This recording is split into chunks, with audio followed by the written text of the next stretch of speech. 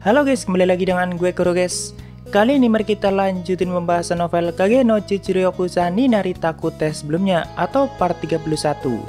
Jadi yang belum nonton para sebelumnya, gue saranin kalian buat nonton dulu biar lebih enak memahami alur ceritanya. Oke, langsung aja kita masuk ke konten.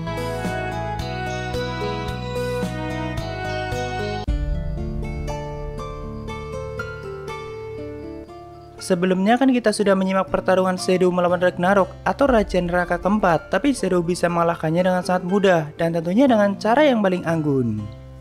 Sebenarnya dia sangat kuat dan hampir tidak punya kelemahan kecuali dalam hal kepintaran, tapi sayangnya yang dilawan adalah Shadow dan Shadow jauh lebih kuat dari Ragnarok. Karena dalam sebuah pertarungan Shadow itu selalu menganalisa kemampuan lawannya dengan sangat baik, jadi tidak secara mutlak mengandalkan kekuatannya saja. Tapi di sini kita bahas dulu pertarungan Mordred melawan Beta dan juga Epsilon, atau tepatnya di saat Shadow masih bertarung melawan Ragnarok. Setelah Shadow menganggap Mordred sebagai orang yang lemah, kan tentu dia sangat marah, apalagi setelah itu cuma diabaikan dan menuju ke tempat lain. Di situ Mordred masih sangat percaya diri dan mengatakan kalau kebodohan Shadow hanya akan membuatnya semakin hancur. Tapi Beta dan Epsilon yang mendengar itu cuma tertawa karena mereka sangat yakin Shadow tidak mungkin kalah. Dan mereka berdua berniat menunjukkan pada Mordred siapa yang bodoh dan siapa yang lemah di sini. Saat itu Rose juga ikut masuk ke mode bertarungnya, tapi ya dia tidak banyak membantu karena level kekuatan Seven Series dan Mordred jauh di atas kekuatan Rose. Jadi singkat cerita, saat itu Beta dan juga Epsilon mulai menyerang Mordred secara bersamaan. Semakin lama pertarungan itu berlangsung, Beta dan Epsilon semakin mendekati jarak dari jangkauan serangan Mordred. Tapi di saat itu juga mereka berdua tiba-tiba menghentikan serangannya karena menyadari sesuatu. Dan benar saja tiba-tiba Epsilon mendapat luka sayatan di wajahnya, padahal tidak ada serangan apapun yang terlihat saat itu. Sama seperti sebelumnya, hampir semua serangan Mordred tidak kelihatan dan tiba-tiba semua orang sudah terbunuh. Tapi Beta yang sudah mengamati hal itu langsung menyimpulkan kalau Mordred menggunakan pedang sihir yang tidak terlihat. Tentu Mordred sangat terkejut karena tidak butuh waktu lama bagi Beta untuk mengetahuinya. Sedangkan Beta sendiri tidak menyangka akan menemukan pedang legenda itu di tempat ini dan malahan itu lebih baik. Jadi tidak perlu mencarinya lebih jauh, cukup kalahkan Mordred saja dan rebut pedang sihirnya. Kata Beta, pedang legendaris itu merupakan artefak dari peradaban kuno bangsa Elf dan seperti namanya pedang itu tidak bisa dilihat oleh siapapun kecuali sang pengguna. Beta bilang kau tidak perlu menjawabnya karena Beta bisa mencium bau Elf pada pedang itu dan tangisan para Elf yang sudah dibantai oleh pedang itu dan juga ratapan bandai besi saat menciptakannya. Mungkin maksudnya pedang itu di masa lalu diambil secara paksa dari bangsa Elf dan orang yang mengambilnya juga melakukan hal-hal yang sangat kejam. Beta juga mengatakan aku tidak tahu bagaimana kau bisa memilikinya, tapi kami akan mengambilnya lagi karena memang itu milik bangsa Elf. Tapi Mordred yang mendengar itu cuma mengatakan itu sangat konyol dan coba saja jika kalian bisa merebutnya. Setelah itu mereka bertiga melanjutkan pertarungan, tapi kali ini Epsilon menciptakan pedang dengan sihirnya dan juga dibuat tidak terlihat. Tapi tentunya senjata itu punya jangkauan yang cukup luas karena Epsilon bisa mengendalikannya sesuka hati. Sedangkan Mordred yang menghadapinya semakin dibuat kesulitan dan tidak butuh waktu lama, senjata Epsilon hampir saja mengenai kepala Mordred. Untung saja masih memotong rambutnya, bukan lehernya. Tapi Epsilon bilang itu baru peringatan kecil dan jika mau aku bisa memotong kepalamu kapanpun. Sebenarnya dalam hati Mordred sangat kagum dengan kemampuan Epsilon dalam mengontrol sihirnya, atau lebih tepatnya Mordred sulit untuk mempercayainya dan hampir mustahil ada wanita semuda Epsilon yang bisa mengendalikan sihirnya sehebat itu. Kemampuan untuk menciptakan senjata dengan kekuatan sihir itu sangat luar biasa dan mustahil bagi kesatria biasa untuk mencapainya. Karena selain butuh kontrol yang sangat tinggi, juga butuh energi sihir yang sangat besar. Ya memang kelebihan Epsilon adalah pengendalian sihirnya yang sangat baik, makanya bisa memodifikasi body slamnya dengan sangat sempurna bahkan di saat bertarung sekalipun. Semakin lama Mordred semakin dibuat marah karena semakin dipojokkan oleh serangan Beta dan juga Epsilon. Bahkan dia sampai muntah darah akibat menahan serangan mereka. Selama ini Mordred tentu sudah mendengar Seven Seeds jauh di atas kekuatan anggota Shadow Guardian yang lainnya, tapi setelah merasakan pertarungan langsung melawan mereka, ternyata kekuatan mereka jauh di atas normal dan sangat kuat. Tapi Mordred tidak mau mengakuinya dan menganggap kalau pertarungan itu tidak adil, soalnya 2 lawan 1. Cuma Beta menyangkal perkataan itu karena walaupun Mordred melawan satu di antara mereka, hasilnya tetap akan sama. Tapi kan Beta dan Epsilon bukan orang yang naif. Kalau memang unggul dalam hal jumlah, kenapa tidak dimanfaatkan? Di tengah pertarungan itu, Epsilon juga mengatakan, jika kami mau, kau sudah mati dari awal. Atau dengan kata lain, Beta dan Epsilon sengaja tidak langsung membunuh Mordred.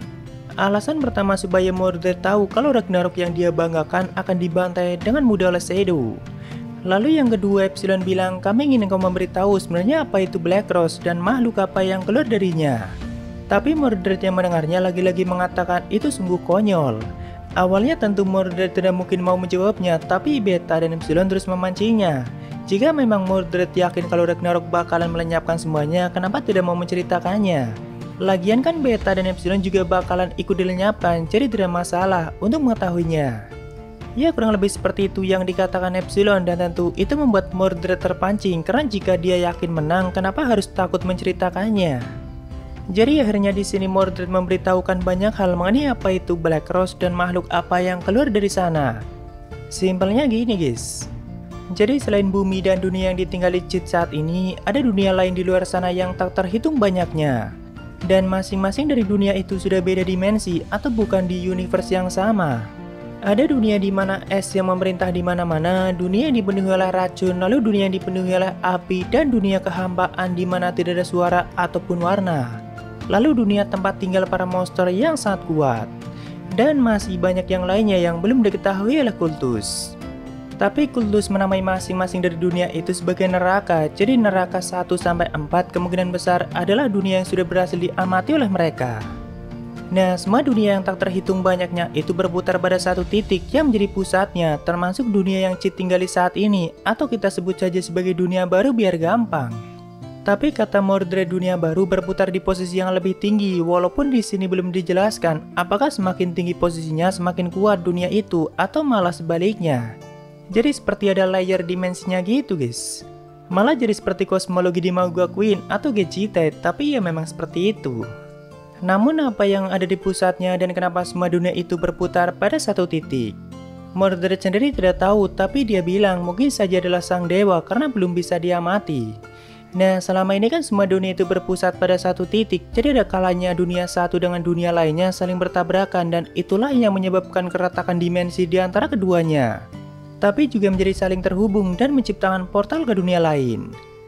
Kultus punya catatan sejarah dunia 10 juta tahun yang lalu, yang mana saat itu di dunia baru belum ada kekuatan sihir dan para naga masih mendominasi dunia itu.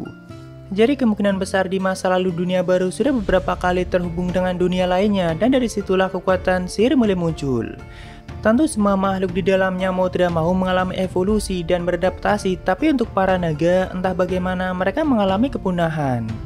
Walaupun bukan hanya kekuatan sihir saja yang datang dari dunia lain, tapi juga makhluk seperti monster, iblis, dan sebagainya.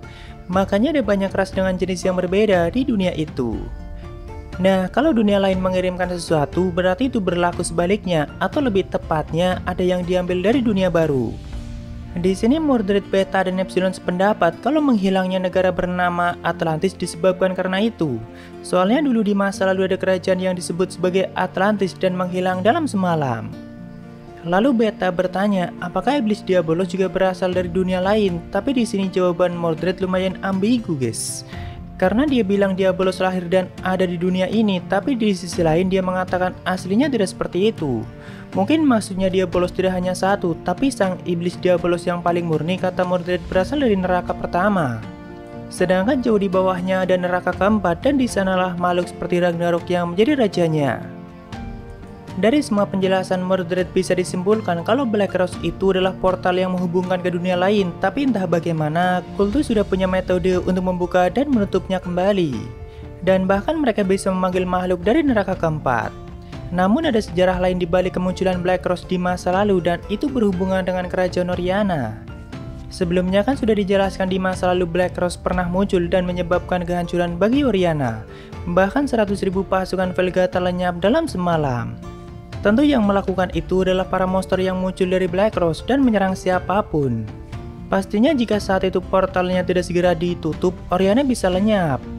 Saat itu sebenarnya yang menutup portalnya adalah Kultus, tapi mereka juga punya tujuan lain di balik itu. Tidak mungkin Kultus mau membantu kerajaan Oriana tanpa mengharapkan apapun. Nah, saat itu Oriana membentuk kesepakatan rahasia dengan Kultus atau sebagai timbal baliknya, yaitu menyuruh Oriana memungut pajak yang sangat besar untuk diserahkan pada Kultus. Dan tidak hanya itu, Kultus meminta tumbal dari keluarga kerajaan atau setiap beberapa tahun sekali harus ada satu orang yang diserahkan pada Kultus. Karena keluarga kerajaan Oriana adalah keturunan dari salah satu pahlawan yang mengalahkan iblis Diabolos, dan tentu darah mereka sangat berguna untuk penelitian.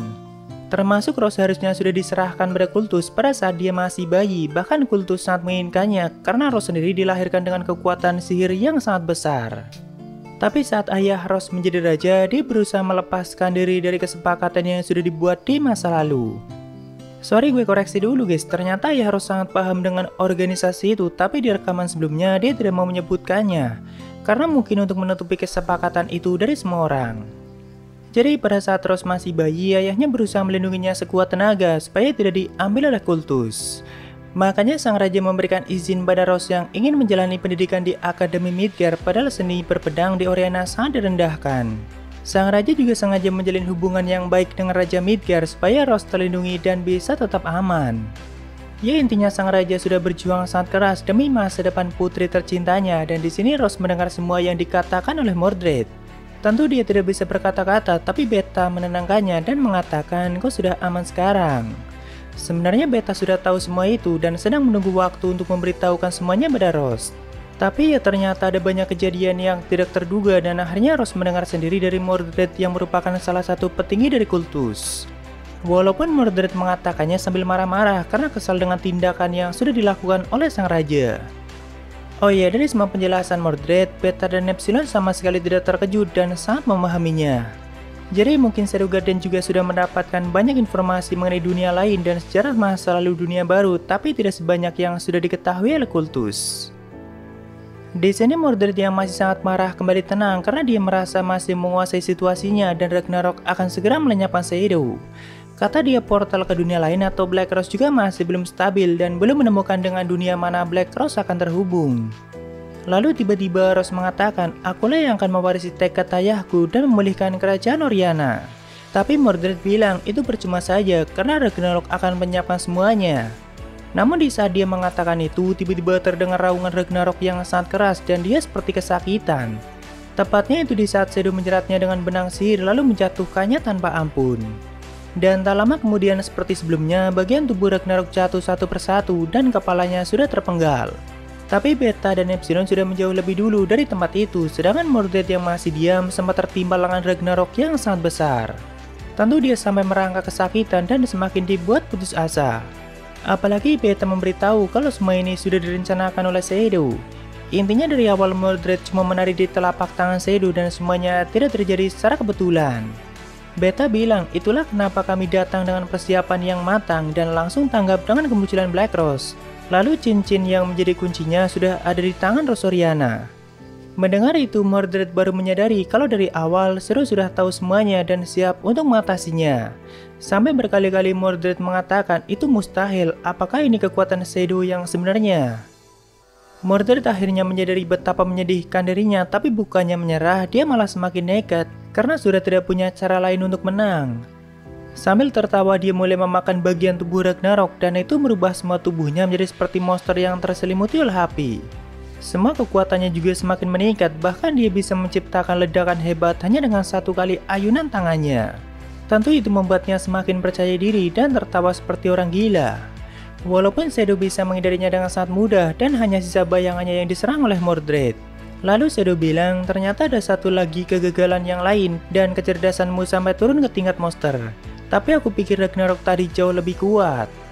Di sini Beta sempat bertanya pada tuanya, apa perintah Anda? Tapi sepertinya Shadow berniat mengakhirinya sendiri. Jadi semua anggota Shadow Garden langsung menjauh dari tempat itu.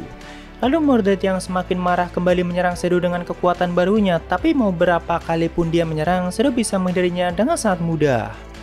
Dan setelah beberapa lama, Shadow berniat menggunakan teknik ultimate-nya yaitu M-Atomic. Saat itu kekuatan sihirnya sampai menembus langit dan semua wilayah ibu kota Oriana sampai terguncang. Bahkan muncul sebuah badai dan petir yang menyambar wilayah itu. Semua kekuatan dahsyat itu berputar pada satu titik yaitu pedang hitam milik Shadow. Tentu Mordred yang melihatnya hanya bisa pasrah dan bertanya, apakah kau benar-benar manusia? Lalu begitu M Atomic dilepaskan, tubuh Mordred langsung lenyap dalam sekejap. Dan tidak hanya itu, portal Black Rose juga ikut terkena serangannya. Di tengah semua itu, seperti biasa, Shadow juga mengucapkan kalimat kerennya, yaitu untuk kelahiran Raja baru Oriana. Setelah cahaya ungu akibat M Atomic mereda, kegelapan di langit Oriana perlahan mulai menghilang, begitu juga dengan Black Rose. Jadi serangan dahsyat dari M Atomic sampai menghancurkan portal ke dunia lain atau Black Rose. Di sini Beta dan Epsilon tentu memuji kehebatan tuanya, sedangkan Rose yang dari tadi memperhatikan Shadow mulai menyadari kenapa sekilas dia sangat mirip dengan Chitka Geno. Rose sempat akan bertanya, tapi tidak jadi dia lakukan. Mungkin karena masih lumayan ragu, dan jika salah menebak, hal itu bisa dianggap kurang ajar. Saat itu, Black Rose yang mulai runtuh atau menutup mulai menghisap apapun di sekitarnya, termasuk kepala Mordred yang ternyata belum lenyap. Entah apakah Shadow sengaja tidak melenyapkannya, atau memang kepala Mordred yang kembali utuh setelah memakan tubuh Ragnarok. Namun di saat itu juga, Shadow ikut melompat ke dalam portal, sambil mengatakan, "Aku akan membiarkan tubuhku tenggelam dalam kegelapan dan pergi ke dunia bayangan."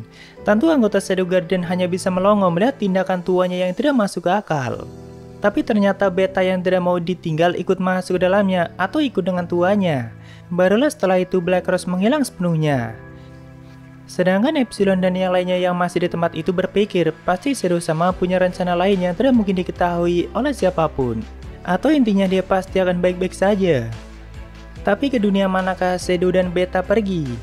Ternyata mereka berdua terlempar ke bumi guys. Karena sebelumnya portal itu masih belum stabil dan bisa terlempar ke dunia manapun, walaupun untungnya malah kembali pulang ke bumi. Tapi ya tentu Shadow tidak tahu apapun mengenai Black Rose dan apakah bisa kembali ke dunia baru atau tidak. Dia hanya merasa itu sangat keren, jadi asal lompat saja dan membiarkan tubuhnya terhisap ke dalam kegelapan. Oh ya, cincin yang dipakai oleh Rose sebelumnya juga sudah hancur bersamaan dengan menghilangnya Black Rose. Pastinya dia sangat sedih karena cincin itulah yang menjadi bukti cinta Chitka Geno pada Rose Oriana. Tapi akhirnya dengan semua itu, permasalahan di kerajaan Oriana telah berakhir dan semua masalah berhasil diatasi. Rencana Shadow juga bisa dikatakan sangat sukses karena setelahnya tentu Rose yang akan menjadi Raja Oriana dan memulihkan kerajaan itu. Jadi berikutnya kita akan melihat kesenangan Shadow dan juga Beta di bumi dan pastinya dia akan menemukan peran yang baru lagi, tapi kita lanjutkan di part selanjutnya guys.